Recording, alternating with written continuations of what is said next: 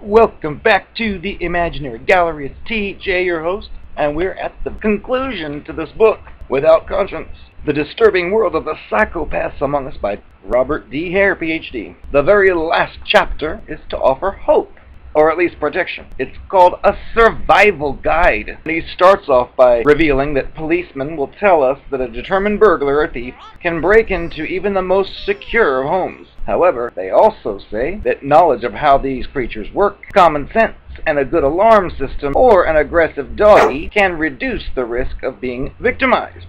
Similarly, although no one's immune to the devious machinations and evil of the psychopath or other cluster-B creatures, there are some things you can do to reduce your vulnerability. Listen up, kids! He begins by advising you to protect yourself.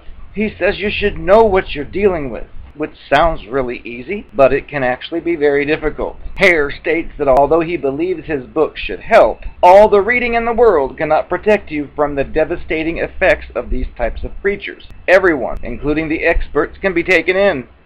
Proof I've seen. Manipulated, conned, and left bewildered by them. A good psychopath can play a concerto on anyone's heartstrings. Psychopaths are found in every segment of society. There's a good chance that eventually you'll have a painful or humiliating encounter with one or more. Your best defense is to understand the nature of these human predators. Try not to be influenced by props, such as their charming winning smile, captivating body language, and the fast talk of a typical psychopath, all of which will blind us to the real intentions. They serve as a smokescreen. We're just looking at what they're doing and not really thinking about how evil they are or how evil they could be. He gives some suggestions, though, such as don't pay too much attention to anything that you find extremely captivating as far as characteristics with people that you meet, like dazzling looks, a powerful presence, specific mannerisms, a beautiful voice, a repetitive verbal pitch, and so forth. Any one of these characteristics can have enormous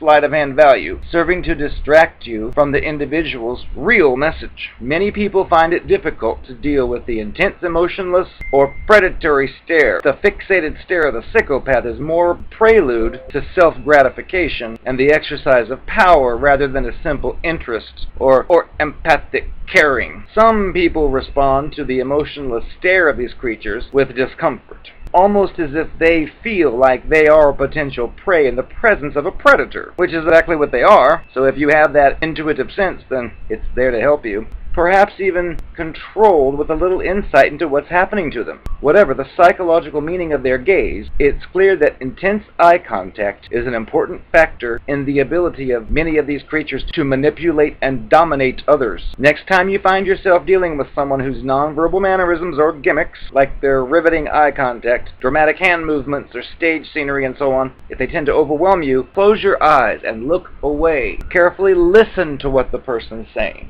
And before moving on, I looked at another article recently, brought something to my attention that fits with all this. You know how they give you percentages of how many people there are that are psychopaths? It's drastically lower than the actual numbers, I would believe, because first off, there's nowhere you can go to register and say, "Hi, I'm a psychopath, sign my name." They're covert, they're hidden, they operate in secrecy. They resemble people that aren't psychopaths. They display characteristics that are deliberately non-psychopathic to a third party watching and who doesn't see what they do behind the scenes. But most of the time, like with this book, it's dealing with criminals. These are the bad guys that weren't smart enough because they got caught. Because the majority of these creatures carry on their whole lifetime without ever being detected as being a psychopath or any other kind of creature, except for the devastated trail of broken hearts they leave behind them. Are eyes windows to the soul? Many people believe that they are. Although the eyes are in fact highly fallible indicators of the inner world of others, they are not entirely devoid of information, particularly when the message they convey to others appears inconsistent with the individual's facial expressions and verbal behavior. When the eyes say one thing and the tongue says another, a practiced man relies on the language of the first, is but one of the scores of maxims that could be cited. An acquaintance told Dr. Hare about her experiences with a love thug, which was a man who had stolen her affection and had then used them to control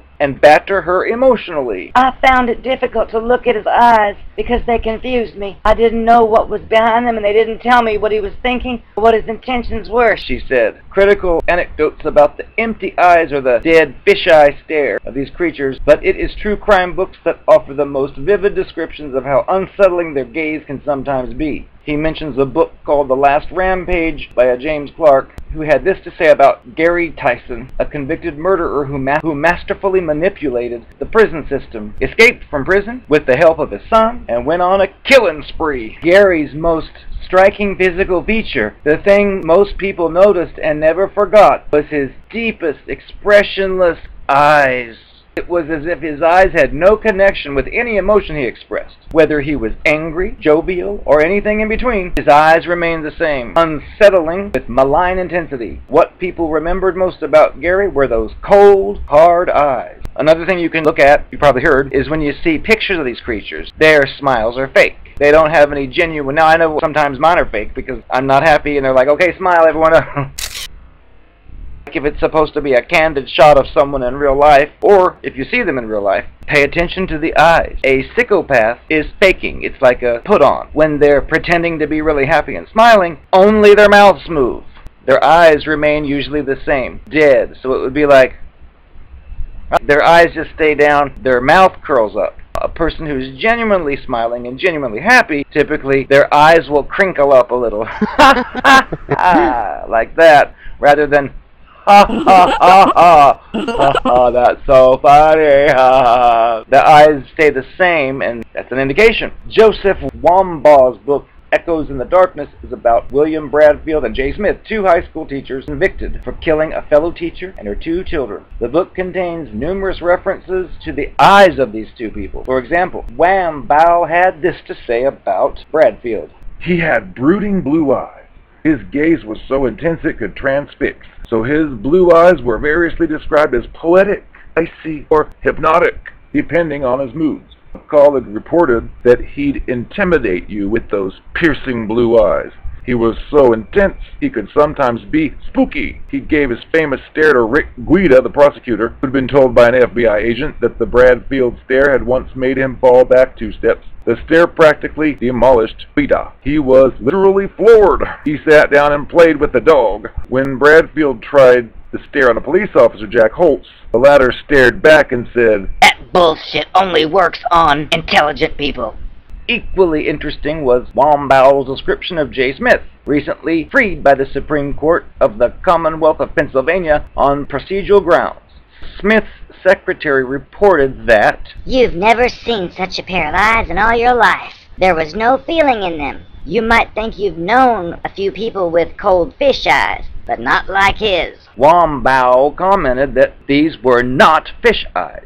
They were eyes that newspaper editors in later years loved to isolate for effect. They were referred to as reptilian, but that was not correct either. Later he said that all the teachers had trouble describing the eyes of the principal. Amphibian came to mind, but that wasn't precisely correct either. Smith's secretary finally realized what his eyes resembled. Not fish, not reptiles, but the eyes of a goat. "That, my friend, is the Prince of Darkness," said a teacher. Baphomet. Can the eyes reveal the devil incarnate, as the teacher's comment implies? In cases where a real or fictitious serial killer, like a Ted Bundy or a Hannibal Lecter, commits unspeakable crimes, it may be difficult to believe otherwise.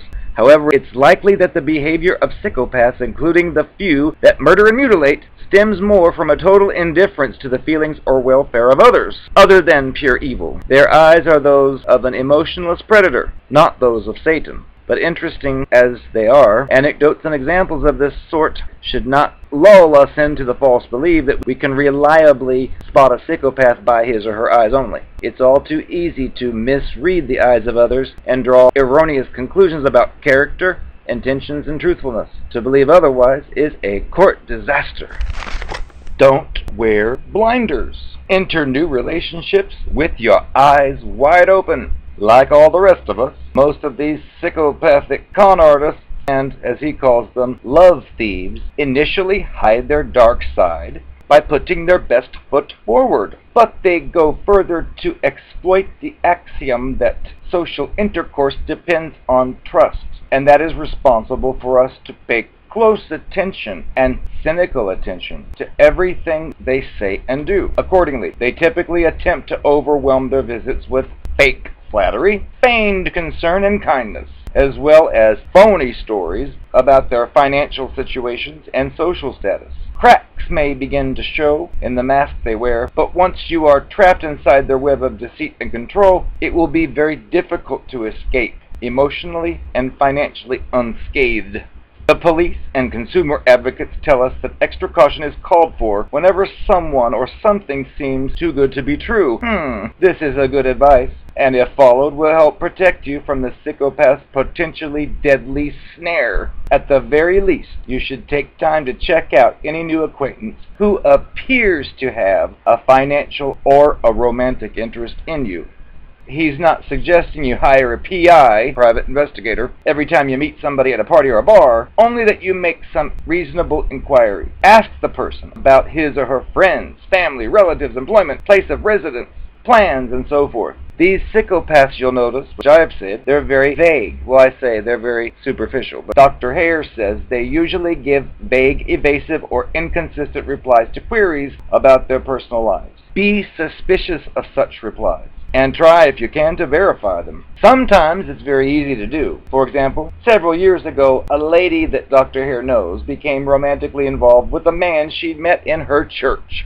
He appeared to be well connected and to have impeccable credentials, and he said he was a graduate in business administration from a well-known Eastern university. She considered investing heavily in a business venture that he was promoting. When Dr. Hare met this person, he told them that we are graduates of the same university. But he was evasive about his experience there, always managing to change the subject. This aroused Dr. Hare's suspicions. So he did some checking, and he learned that this creature had never been a student at his university, and further investigation revealed he was a swindler, and he was wanted in several countries. He skipped town, leaving Dr. Hare's friend disillusioned by the experience and angry at Dr. Hare for daring to destroy her fantasy world. Keep your guard up in high-risk situations.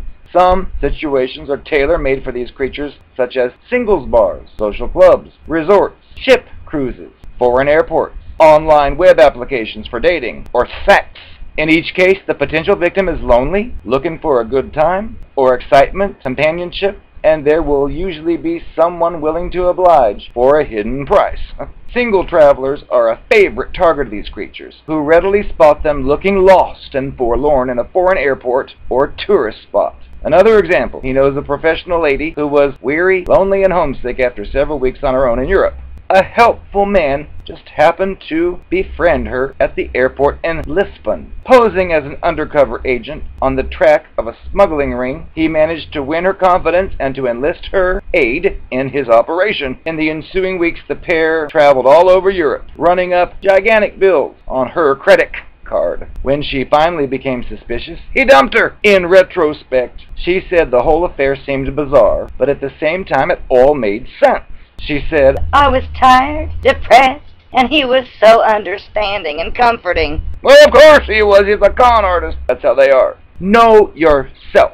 Psychopaths are skilled at detecting and ruthlessly exploiting your weak spots, at finding the right buttons to press. Your best defense is to understand what your weak spots are and to be extremely wary of anybody who zeroes in on them. Judge such people more critically than you do those who do not seem to be aware of or catering to your vulnerabilities. If you're a sucker for flattery, it is certain to be written all over you. An engraved invitation to every unscrupulous operator looking around for fresh victims. Basking in flattery, like sitting too long in the sun, can be pleasant at first, but very, very painful in the end. If you have a bit of larceny in your soul, you are particularly vulnerable to schemes that are a bit shady. Shady lady. Lonely people with money are extremely easy targets for these creatures. Knowing who you are is not always easy. Self-examination, frank discussions with family and friends, and professional consultation may be of help. I agree with pretty much everything I've read here, except I think you should take it a step further. Not necessarily hire a private investigator, but do some checking. Try to verify these people's claims, especially if they're new in your life and they're making these claims. I typically will speak to someone new, and in that very conversation, I'll hear them make a claim in one part of the conversation, and then later contradict it. And my previous self would have immediately zeroed in on it, like, wait a second, just a minute ago you said you never did this before, and then now you're saying you did do it? What? But I've learned to keep that quiet. Make a mental note, and if a bunch of them appear, then you just quietly exit. If they say, what's the matter, what's the matter? I wouldn't tell them, because if you do, because you said this first in the conversation, but then you said that, I realize that you're a contradictory person. You're fake. That will just invite them to, oh no, you got it wrong, you misunderstood, I meant this, oh, and it's not worth it, because you'll want to believe it if you're attracted to this person. Because many times we fight with ourselves. When we meet such a creature, the red flags are there, and we can sometimes see them, but at least I have thought, that's a red flag, but I know it's a red flag, so I'm safe. Ha, no you're not. It's a warning. They can sense if you pull away, like if they say one thing and you pull away, oh, they'll switch it quickly. And you'll notice how these creatures will go from having an opinion this way on something, oh, I love that, and if you say, oh, I can't stand it, oh, well, it's not that great. Actually, it's awful. You're a phony. The next section is still within the survival guide, of which is damage control. I am the Narcopath. You wish you were me. Well, I take it you've probably watched enough videos by now to know that I ain't genuine. Never was. So what? Big deal. Yes, I pretended to be interested in all the things you were, but it's what I do to all my victims or targets. That's just the way it works.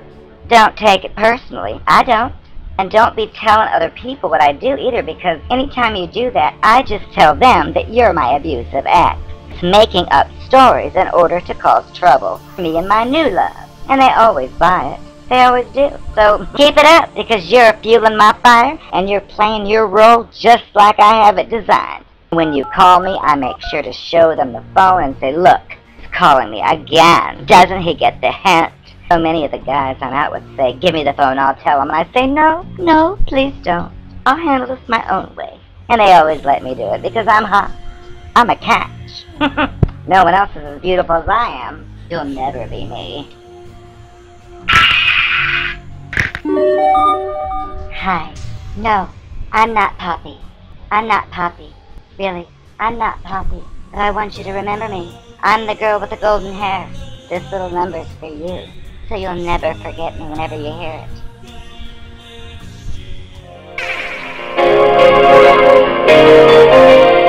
Thank you for coming back with the shelter of I could have. These are my Saturdays, just a play for today. Oh, I'm proud of you, but I'm proud of you. Nothing that can make me feel more. Nothing that can stand me so.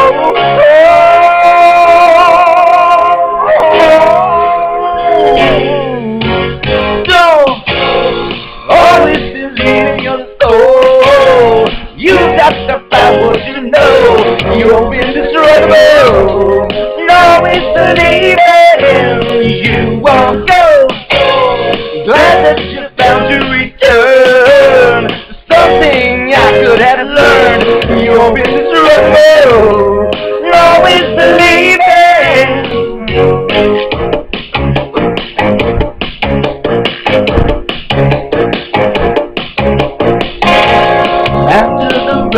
Has gone. I hope you find a little more time.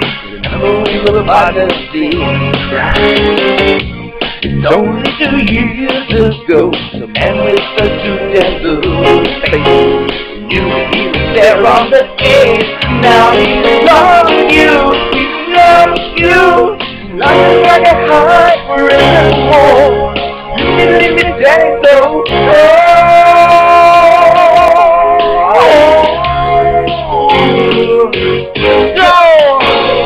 Always believe in your soul. You got to